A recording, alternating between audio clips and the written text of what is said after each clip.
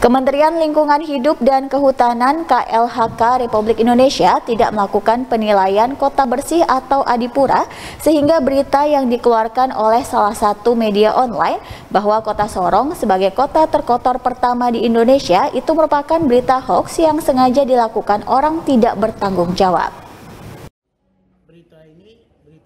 Pernyataan ini disampaikan Kepala Dinas Lingkungan Hidup Kota Sorong, Julian Kelly Kampu, yang juga merupakan perpanjangan tangan dari Kementerian KLHK di daerah, menanggapi pemberitaan di salah satu media online bahwa dalam penilaian itu dari semua daerah kabupaten kota di Indonesia, Kota Sorong mendapat nilai kota terkotor di Indonesia.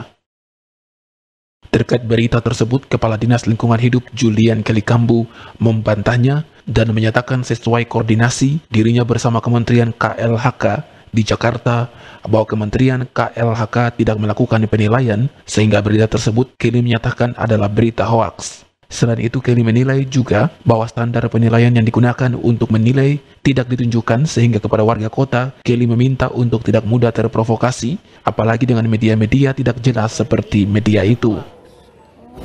Berita ini berita hoaks.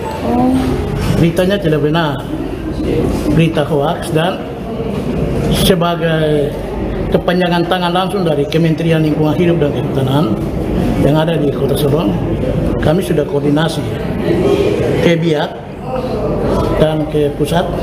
Dari Kementerian Lingkungan Hidup dan Kehutanan tidak melakukan penilaian terkait dengan kota bersih atau yang biasa kita kenal dengan Adipura di tahun 2020 dan 2021.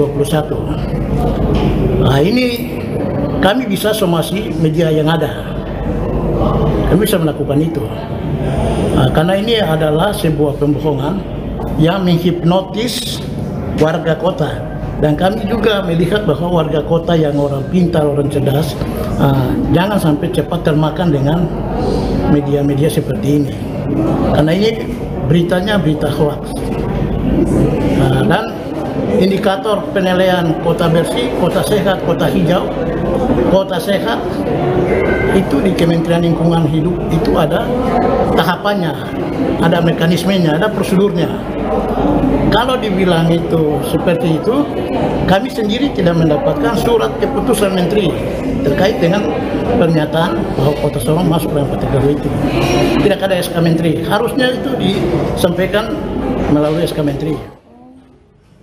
Kelly juga menilai berita ini sengaja menyerang kepemimpinan Wali Kota Sorong di tengah pemerintah kota yang terus gencar melakukan terobosan pembangunan.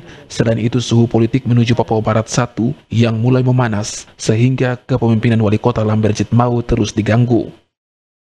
Septinus Kambu, JWM Channel.